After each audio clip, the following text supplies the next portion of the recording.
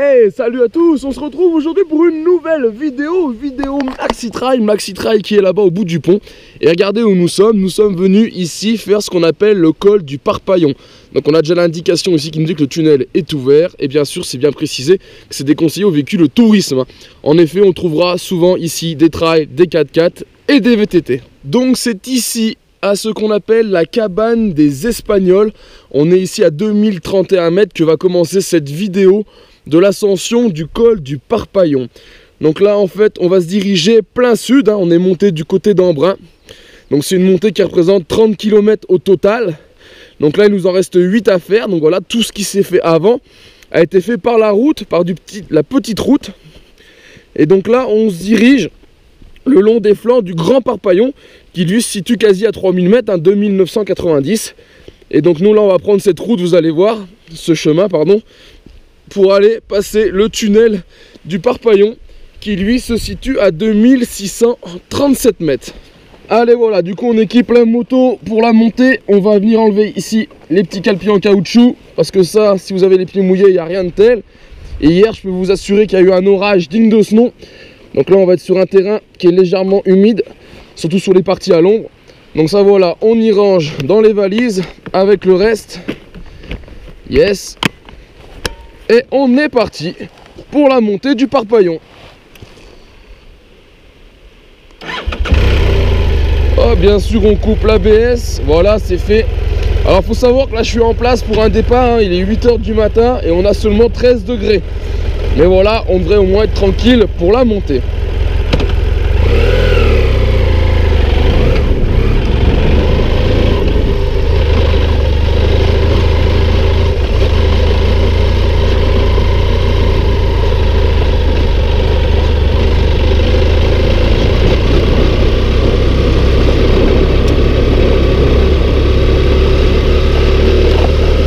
Pour l'instant, début de montée qui se fait tranquillement, on voit, c'est de la piste relativement large, relativement plate, il n'y a pas trop de caillasse.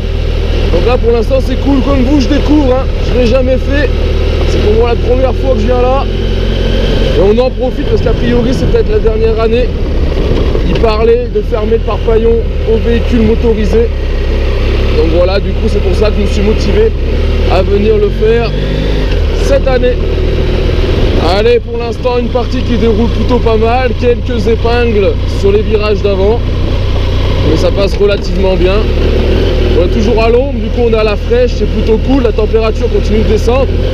Là on est à 12 degrés, donc voilà, mais je peux vous dire il fait pas froid.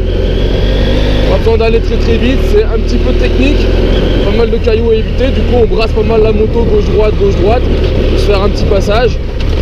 Donc voilà, ça me tient chaud et on est plutôt pas mal.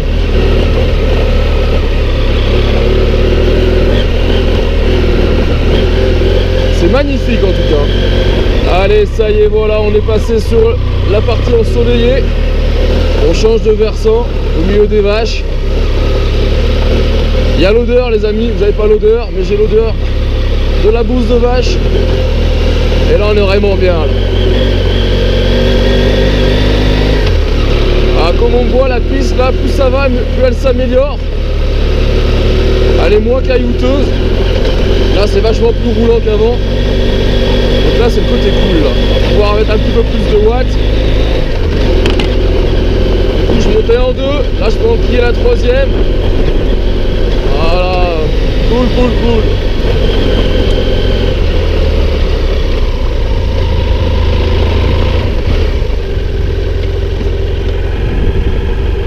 Donc là c'est bon, j'ai cru que c'était une barrière mais non.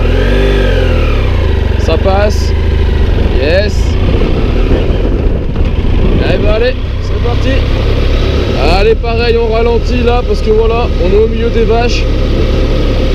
C'est un espace naturel, elles me regardent. Ils doivent se demander ce que je fais là. On va éviter de leur faire peur tranquillement. Ça évitera de se faire charger par une vache. Yes, salut les filles. Parce que là je pense que s'il y en a une qui me bouscule, c'est elle qui aura raison de moi, et non l'inverse.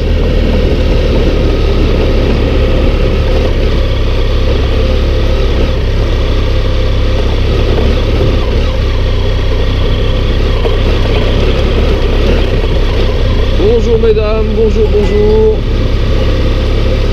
Bon ça va, elles sont cool, elles me regardent, elles disent rien. Eh ben allez, super. Bon, on est reparti. Allez voilà, là le paysage pardon, change radicalement. Ça devient tout de suite plus aride. Ah bah voilà, on y est les amis. Ça a été très vite avalé, mais voilà, c'est ça. Le tunnel du col du Parpaillon. Donc là je vous l'annonce, il y a je sais plus combien de mètres il fait, il doit faire une centaine de mètres. Et regardez, on est dans le noir complet. Alors il est légèrement en demi-lune. Selon la période où il passe, souvent ici, il peut rester de la glace dedans. Ça arrive. Et voilà, donc là on commence à apercevoir la lumière au fond. Ah c'est ouf les amis. Je sais pas si on se rendra compte sur la caméra. Mais voilà, on y est. Col du Parpaillon, tunnel du Parpaillon. Là, je vous avoue qu'on y va avec deux doigts. Parce que c'est plutôt assez mou. On sent l'avant des fois qui chasse un coup. Donc voilà, donc on y va tranquille. Surtout qu'on se rend vraiment pas compte. On n'y voit pas grand chose, je vous avouerai. Hop là. Ah c'est ouf.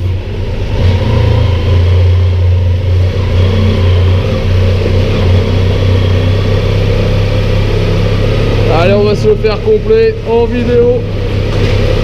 Le tunnel du Parpaillon. Ça goûte de partout. Il y a pas mal de flaques.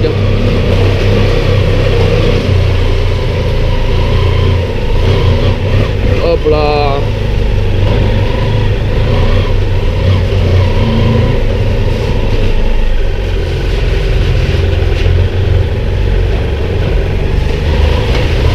Ce patchwork.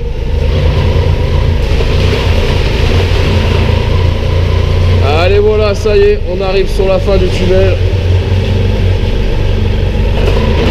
Hop là.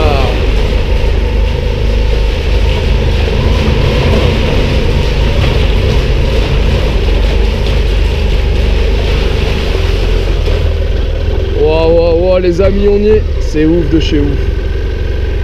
Excellent. Allez voilà les amis, regardez, on est tranquille ici au col du Parpaillon. C'est un col de légende, hein. Moi je vous le dis, pour moi c'est un col de légende.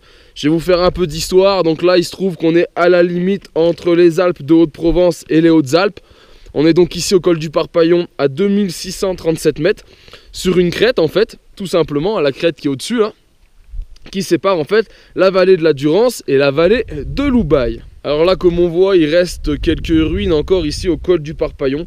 Il faut savoir que ce col a ouvert en 1911. C'est les militaires qui l'ont ouvert à l'époque. Et donc voilà, c'est vraiment un col mythique de mythique. Alors pour finir sur ce col du Parpaillon, il se trouve qu'il a été, donc c'était un doublon, hein. Il faut savoir qu'il y a aussi à côté, un peu plus loin, le col de Vars. Donc voilà, en fait, ces deux cols servaient à l'époque aux militaires à passer. Et le col de Vars étant 500 mètres moins haut en altitude, et ben lui, il a été goudronné, alors que celui-ci est resté ici en piste, en off-road. Alors on n'est pas venu ici pour faire seulement la moitié du col du Parpaillon, je suis monté du côté ouest, et ben je compte bien descendre ici par cette piste du côté est. Mais avant, une petite pause s'impose. Allez voilà, j'ai déplacé la moto pour quelques photos, je vais vous faire voir ça. Pourquoi j'ai des gourdes toujours ici, vous voyez, j'en ai une de chaque côté. C'est tout simplement pour boire un coup. Voilà, en fait moi j'ai pas envie de porter de sac à dos ou de camelback, du coup voilà, j'ai deux petits systèmes porte-gourdes comme les vélos. J'ai installé ici sur mes crash bars, ce qui me permet d'avoir 2 fois 600 ml, donc 1,2 litre de flotte quand je roule comme ceci. Et comme j'ai un casque modulable, je peux même boire en roulant. Allez voilà, on reprend la direction de la descente. Et ben voilà, oui, il fait 10 degrés. Là c'est pareil, on a coupé la moto, on pense bien sur ce modèle, on renlève bien l'ABS. Voilà, pas se faire piéger. Parce qu'à chaque fois qu'on coupe et qu'on la rallume, il se remet. Et voilà, on est parti.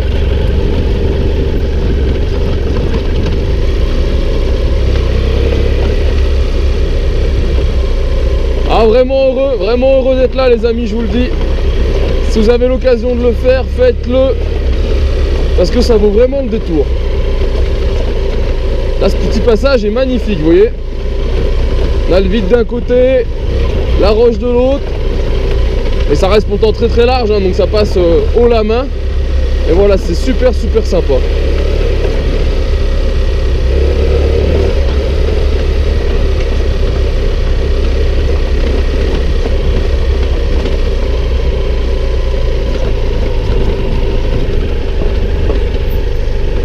Ah, là, le terrain change radicalement. Hop là. Et on voit les marmottes, ça court, il y a de la marmotte de partout. Excellent.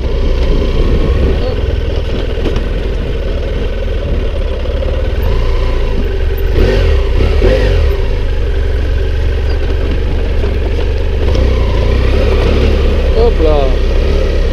Quelques petits virages comme ça, pas mal caillouteux, hein, c'est normal.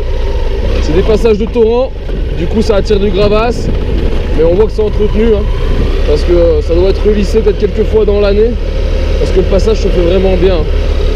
Ça roule un peu sous les pneus, mais ça passe quand même relativement facilement.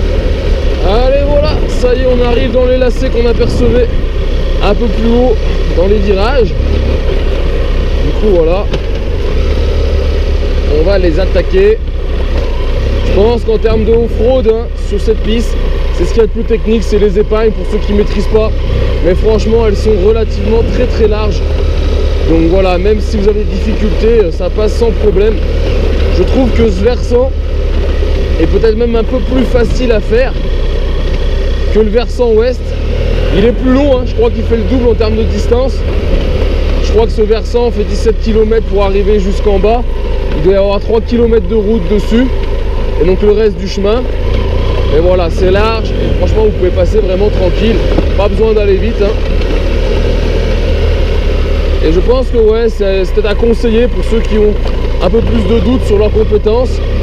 Peut-être passer de ce côté-là. Plus long, mais plus facile, je dirais, que le versant ouest. Et ben voilà, je pense qu'on est sur la fin. J'ai aucune idée d'où je vais arriver. Mais là on voit, ça déroule, il n'y a plus d'épingles. On commence donc là à voir le fond de vallée, même si ça descend encore un peu. Mais je pense que vu qu'il y a 2-3 baraques, après on va reprendre la route. Et puis voilà, il n'y aura plus qu'à rentrer à la maison. Allez ben voilà, c'est bon, on est dans la vallée. Donc là, la fin de la piste se termine comme ça, au milieu des sapins. Et là franchement c'est du roulant, c'est nickel. On a toujours une dizaine de degrés, vous voyez, il fait frais, mais on est juste bien. Franchement c'est tip top comme ça, pour faire du off-road, faut pas plus chaud. Allez voilà les amis, on est de retour sur bitume, les mélèzes passés, on reprend la route normale et on va maintenant pouvoir rentrer à la maison. J'espère que cette vidéo vous a plu, vous a permis de découvrir le col du Parpaillon. Si vous avez l'occasion de le faire, faites-le rapidement parce qu'il devrait bientôt fermer. Il devait déjà faire ça l'année dernière, ça a pris un an de retard, donc voilà. En tout cas, je vous invite à me retrouver sur ma chaîne 100% mobilette Youngtimer pour d'autres vidéos, tutos et présentations. Et en attendant, ciao ciao!